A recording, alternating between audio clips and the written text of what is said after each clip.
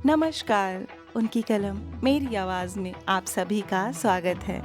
आइए सुनते हैं कहानी पति परमेश्वर, जिसे लिखा है डॉक्टर हंसा दीप जी ने। मुझे बहुत गुस्सा आ रहा था। 8 दिन हो गए, दीतू का कोई पता नहीं। सारा काम हाथ से करना पड़ता है। सवेरे 6 बजे से उठकर लगती हूँ तो रात 9 बजे के बाद चैन मिलता है। ना जाने कहाँ मर गई। कह कर तो जाना था। अब तो इस कदर चिढ़ गई हूँ कि आते ही छुट्टी कर दूंगी। बहुत मिलती हैं काम वालियाँ। महीने में 1 आध दिन का नागा हो तो चल जाए, पर यहाँ तो 8 8 दिन हो जाते हैं। खैर, पैसे लेने तो आएगी ही। यूं तो वह 4 साल से काम कर रही है। इस बीच बंटू भी हो गया। बंटू तो दीतू से इतना हिल गया है कि इसकी उसे कोई चिंता ही नहीं रहती। कहीं जाना भी हो तो उसके भरोसे बंटू सहित सारा घर छोड़ा और निकल गए घूमने। कुछ भी कहो, है बहुत ईमानदार। आज तक एक पैसा भी नहीं उठाया उसने। गुस्से का आवेग कम होने लगता है। मन के किसी कोने से उस पर हल्की सी सहानुभूति उमड़ती है। उसे छोड़ देगी तो कोई और इतनी ईमानदार मिलेगी भी नहीं। फिर कितनी समझदार है दीदू। कुछ भी नहीं बताना पड़ता है उसको। अनपढ़ होते हुए भी हर काम इतनी सफाई से करती है कि आश्चर्य होता है उसको। वरना पड़ोस वाले शर्मा जी के घर ही देखो। मिसेस शर्मा दिन भर चिल्लाती रहती हैं, इतनी देर से आई हो? यह बर्तन देखो कितना गंदा साफ किया है। यह गिलास कैसे फूट गया? और तो और 2 3 नागा कर जाए और पैसे काटो तो भी 1 घंटे तक चिक चिक करेगी। आधा दिमाग तो चिल्ला चिल्ला कर ही खराब हो जाता होगा। इस लिहाज से दीतू कई गुना अच्छी है। आती है तो बराबर 7 बजे के पहले आ जाती है, अन्यथा नहीं आती। पैसे काटने पर भी एक भी शब्द नहीं बोलती। घड़ी 6:30 बजा रही थी, तभी नल बरस पड़ा। मैं बौखला सी गई। माथे पर त्योरियां चढ़ गईं। अभी तो ज़रा से ही बर्तन साफ हुए हैं। पानी भरना, नाश्ता तैयार करना होगा। ओह, कितने सारे काम हैं। ठीक है, पहले पानी ही भर लिया जाए। जल्दी जल्दी से साड़ी पाँव में उलझ जाती है, संभल नहीं पाती और धड़ाम से सिर टकराता है दीवार से। हाय राम, जितनी जल्दी करना चाहती हूँ उतनी ही देर हो जाती है। हल्की सी चोट लगती है सिर में। सिर ठोकते हुए एक बार की पुनः सारा गुस्सा दीतू पर उतरता है। बेवकूफ़ कहीं की, चली क्या गई, मेरी तो मौत ही आ गई। तभी पीछे आंगन के दरवाजे पर आहट होती है। दरवाज़ा खोलते ही देखा सामने दीतू खड़ी थी। गुस्से का लावा उस पर फूट पड़ता है। अब आ रही हो? मालूम है कितने दिन हो गए? नहीं आना हो तो इनकार करके क्यों नहीं जाती? 8 8 दिन तक गायब रहती हो। एक सांस में बोल गई मैं। जैसे ही गौर से देखा दीतू का उदास चेहरा और अपराध बोध से सराबोर आंखें, तो कुछ नरम होते हुए पूछा, बोलती क्यों नहीं हो? क्या हो गया था? दीतू ने पहले पानी की बाल्टी संभाली और बोली, पूछो मत भाई साहब, मेरी तकदीर ही खोटी है। मैंने देखा उसकी आंखें गीली हो आई हैं। पीली पीली आंखों में आंसू तैरते देख मेरा गुस्सा काफूर हो गया। मैं निश्चिंतता से नाश्ता तैयार करने लगी।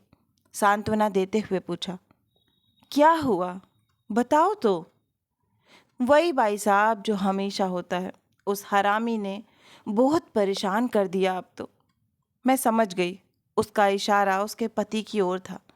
मैंने देखा पानी भरते हुए उसके नथुने फूल गए हैं। वैसे तो वह बहुत सलीके से बोलती थी, पर जब अपने पति से बहुत ही तंग आ जाती तो बेहद गालियां देती। कई बार ऐसा ही होता था, पर वह 1 या 2 दिन में वापस आ जाती। इस बार 8 दिन हो गए थे, अतः मेरा गुस्सा भी स्वाभाविक था। मैं उसकी मनोव्यथा को महसूसती और वह अपना दुखड़ा मुझे सुना हल्की हो जाती। वह मुझे अपना हमदर्द समझने के साथ साथ बहुत आदर भी देती थी। मैंने संभावित आशंका व्यक्त की, क्या शराब पी कर आया था? अरे भाई साहब, दारू तो वह रोज पीता है। मुए को दारू नहीं मिले तो मेरा गला घोंट दे। रोज मेरे से पैसे मांगता है दारू के लिए। भाई साहब, मैं भी दे देती हूँ। पैसा लेके पीछा छोड़ देता है, पर अब के तो वह राक्षस बन गया था। वह रुक गई। मैं उतावली हो रही थी सुनने के लिए। हाँ हाँ, कहती जाओ, क्या किया उसने? वह पानी भरकर बर्तन साफ करने लगी, नजरें झुकाए बोलती गई। भाई साहब, उस दिन उसने बहुत दारू पिया था, खूब चिल्ला रहा था, ओटले पे बैठ के अंट संट गालियां दे रहा था। मैं यहाँ से काम करके गई तो मेरे पे भिड़ गए। पहले तो उसने खूब मारा लकड़ी लकड़ी से। जब मैं बेदम हो गई तो वह भी पड़ गया। जैसे तैसे सुबह हुई। मेरे में उठने की ताकत नहीं बची थी। मुए ने फिर एक लात जमाई और बोला, निकल जा मेरे घर से, मैं दूसरी लाऊंगा। कमजात, बांझड़ी और ना जाने क्या क्या खूब गालियां देने लगा। मेरे को भी ताव आया। मैंने भी खूब गालियां दी उसको। उस दिन तो वह जाने कहाँ चला गया। दूसरे दिन एक लुगाई ले आया और बोला, तू निकल जा, ये मेरा घर है। मैं सख्ते में आ गई। चूल्हे का लकड़ा लेके खड़ी हो गई और बोली, कमाती मैं हूँ, तेरा घर कहाँ से आया? मेरे घर से इसको लेके चला जा, नहीं तो अभी मार डालूंगी। मैं बहुत गुस्से में थी। वह डर कर चला गया। थोड़ी देर बाद अकेला आया और मेरे को खींच तान कर ले जाने लगा। बाजार में झगड़ा अच्छा नहीं लगता भाई साहब, सो मैं भी सीधी सीधी चली गई। मेरे को गाड़ी में बिठा के सास के पास गांव में छोड़ आया। 3-4 दिन बाद मेरा ससुर आकर छोड़ गया। घर आके मैंने देखा ये पी के पड़ा था। मेरे को देखते ही फिर मारने को खड़ा हो गया। मैं भी हाथ पांव चलाने लगी तो चला गया, अभी तक नहीं आया। आज मेरा दर्द कम हुआ तो काम पर आ गई। भाई साहब, मैं तो कहती हूँ कि ये मर जाए तो अच्छा रहे। इतना दारू पीता है फिर भी मरता नहीं है। मैं बड़े गौर से उसकी दास्तान सुन रही थी। तभी बंटू को लेकर अविनाश आ गए। मुस्कुराते बोले, अच्छा दीतू आ गई? हाँ आ गई, तभी तो निश्चिंत हूँ मैं। अच्छा आप ब्रश कीजिए, चाय नाश्ता तैयार है, बंटू को मुझे दे दीजिए। अविनाश को दफ्तर के लिए रवाना कर बंटू को तैयार किया और खाना बनाने लगी। दीतू बंटू को खिला रही थी। कभी घोड़ा बनती तो कभी हाथी। बंटू भी हाथ हिला हिलाकर बेहद खुश हो रहा था। मैं मन ही मन सोच रही थी, कितनी भोली है दीतू। कहती है पति मर जाए तो अच्छा रहे। यह भी तो उन भारतीय नारियों में से एक है जो अपने सुहाग की रक्षा के लिए ढेर सारे व्रत, उपवास और ना जाने क्या क्या करती हैं। लेकिन पति भी तो वही कहलाता है जो पति के कर्तव्य निभाए। वरना दीतू के पति और एक दुराचारी राक्षस में अंतर ही क्या रहा। कितना परेशान करता है बेचारी को। कमा कर ला कर देना तो दूर, इसका खाकर भी मारता है। अकस्मात उसके काले काले हाथों पर नजर जाती है जिसमें उसने एक एक चूड़ी पहन रखी थी। वह मेरी पुरानी चूड़ियाँ और फटी साड़ियाँ आदि शौक से पहनती थी। मैंने सहजता से पूछा, दीतू मैंने तुम्हें उस दिन चूड़ियाँ दी थीं, तुमने पहनी नहीं? पल भर के लिए उसने आंखें मूंद लीं, लंबी सांस खींचकर बोली, पहनी थी भाई साहब, हरामी ने हड्डी हड्डी तोड़ दी तो चूड़ी कब बचती। मैं सिहर गई। उसका एक एक शब्द उसकी अपनी पीड़ा की, यातनाओं की कहानी सुना जाता था। अच्छा जाते हुए ले जाना, मेरे पास और पड़ी हैं। जी भाई साहब। बंटू खेलते खेलते सोने लगा था। बंटू को सुलाकर वह फर्श धोने में लग गई। अविनाश लंच के लिए 12 बजे तक आते हैं। अभी काफ़ी समय है उनके आने में। किचन का सारा काम करीब करीब निपट चुका है। सोचा पहले अखबार पढ़ लिया जाए, फिर नहा लूँगी। फर्श धोती दीतू के समीप से गुजरी तो कांप उठी। उसकी खुली पीठ पर लंबे लंबे नीले घाव से हो रहे थे। अरे यह क्या, तुम्हारी पीठ पर तो? चलता है भाई साहब, कोई नई बात नहीं है। उसने फटी हुई साड़ी को सावधानी से पीठ पर लपेट लिया। मुझसे रहा नहीं गया। तुम यह काम छोड़ो, पहले टिंचर आयोडीन लगवा लो। रहने दो भाई साहब। रहने क्या दो, उठो। मैं आहिस्ता आहिस्ता जमा हुआ खून पोंछकर टिंचर लगाने लगी। बीच बीच में वह कराह उठती। मैंने मन ही मन उसके पति को सैकड़ों गालियां दे डाली। वाकई वह ठीक कहती है कि वह मर जाए तो अच्छा। बेचारी को इस यातनामयी अन्यायपूर्ण जीवन से छुटकारा तो मिले। ऐसी नीचता से तो पशु को भी नहीं पीटा जाता। दीतू, यदि कभी वह नशे में नहीं होता है तो अच्छी तरह बोलता है? हाँ भाई साहब, बिना नशे में तो वह बहुत अच्छा रहता है, पर महीने में एक आध दिन ऐसा होता है जब वह पीता नहीं।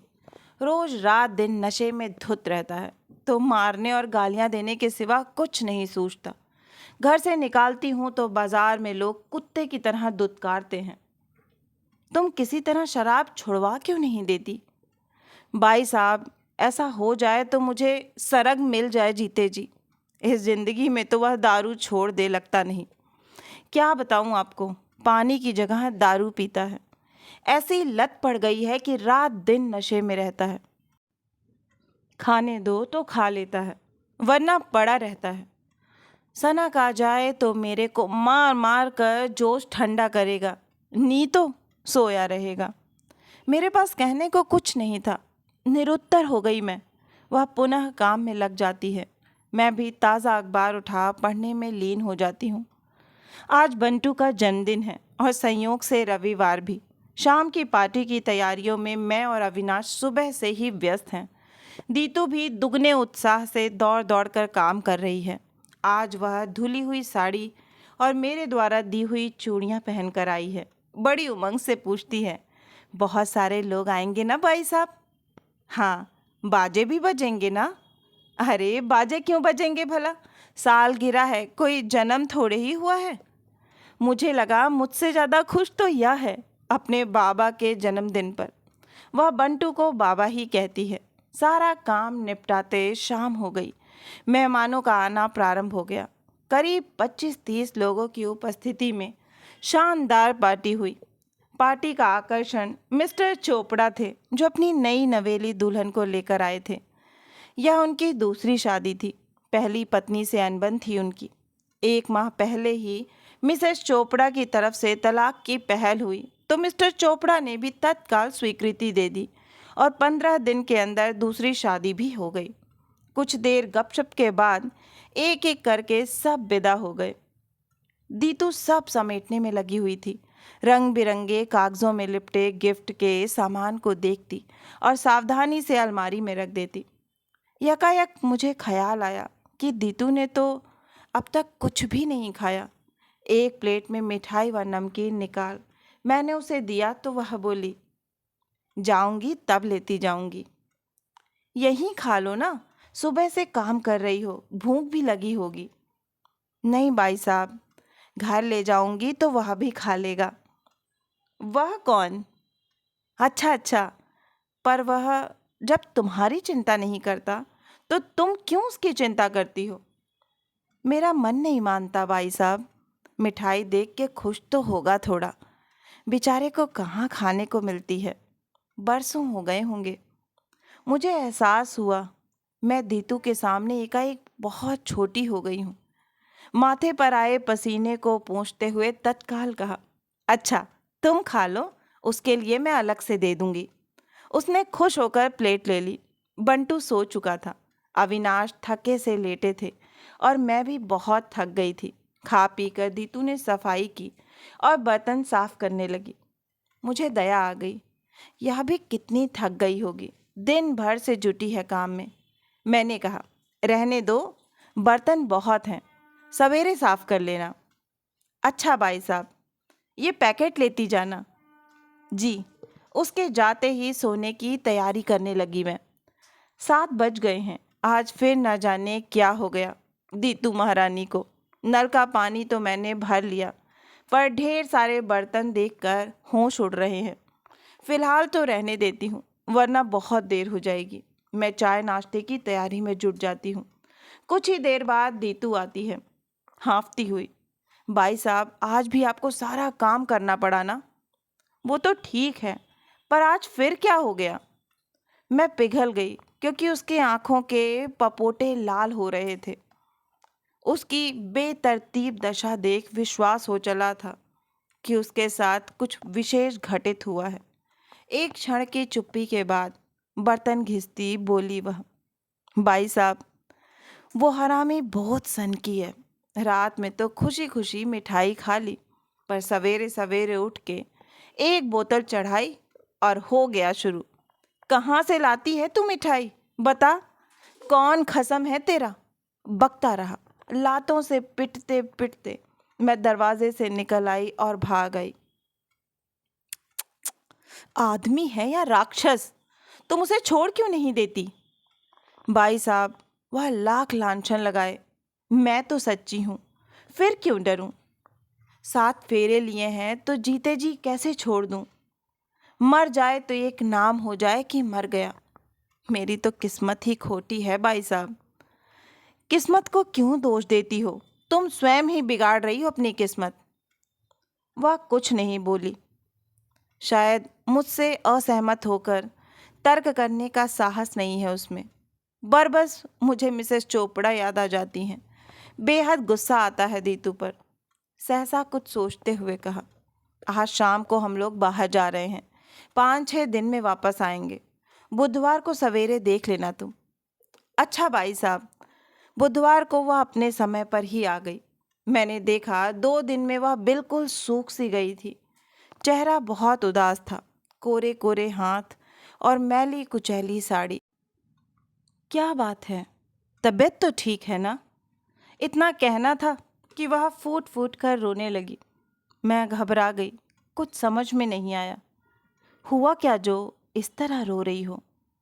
उसके आंसू थमने की बजाय बहते चले जा रहे थे। सिसकते हुए बोली, भाई साहब, वह चला गया। कहाँ? भगवान के घर। क्या? मर गया? हाँ भाई साहब, 2 दिन हो गए। पर कैसे? दारू पीकर सड़क पर पड़ा था। रात में अंधे ड्राइवर ने ऊपर चढ़ा दी गाड़ी। हाय, ड्राइवर को तो पुलिस ले गई होगी। अब कुछ भी करे पुलिस, पर वह जिंदा थोड़े ही हो सकता है। वह रोए जा रही थी। मुझे उस पर बीती पिछली घटनाएं याद आने लगी। मैं निसंकोच बोलती चली गई, अरे तुम्हें तो खुश होना चाहिए, मर गया तो पिन छूटा तुम्हारा। अब तुम चैन से रह तो सकोगी? तुम ही तो कहती थी।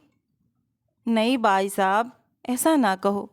वह मैं नहीं, मेरा गुस्सा बोलता था। ऐसे झगड़े तो चलते रहते हैं। मैं क्या जानूं कि इतना बड़ा दुख पड़ने वाला है मेरे ऊपर। अरे दुख काहे का, अब तो तुम और सुखी हो गई हो। वह फफक पड़ी। मेरा यह थोपा हुआ सुख उसकी आत्मा ने नकार दिया। सिसकती हुई बोली, नहीं भाई साहब, वह कैसा भी था, मेरा मर्द था। उसके होते मेरी ओर कोई आंख नहीं उठा सकता था। आज मेरा मर्द नहीं रहा तो दूसरे 100 मर्द घूरेंगे। मैं उसे देखती ही रह गई।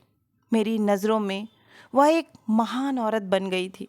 उसका यह वाक्य कटु सत्य था। मेरे सामने सहनशीलता, धैर्य और सतीत्व की जीती जागती एक मिसाल खड़ी थी। मैं खोई खोई नज़रों से उसे घूरे जा रही थी और वह अविरल बहते आंसू पोंछ रही थी। अभी आप सुन रहे थे कहानी पति परमेश्वर। आशा है कि यह कहानी आपके दिल को छू गई होगी। अगर आपको कहानी पसंद आई है तो मुझे प्रोत्साहित करने के लिए एक लाइक करें, अपनों के साथ ज़्यादा से ज़्यादा शेयर करें। नीचे कमेंट बॉक्स में कमेंट करके बताएं कि आपको कहानी कैसी लगी। और अगर आप इस परिवार का हिस्सा बनना चाहते हैं तो इस चैनल से जुड़ें और इसे सब्सक्राइब करना ना भूलें। और हाँ, नोटिफिकेशन बेल ज़रूर दबाएं, जिससे आगे आने वाली हर कहानियाँ आपको समय पर मिलती रहें। फिर मिलती हूँ एक नई कहानी या कविता के साथ। तब तक के लिए आप सभी का कहानी सुनने के लिए बहुत बहुत धन्यवाद।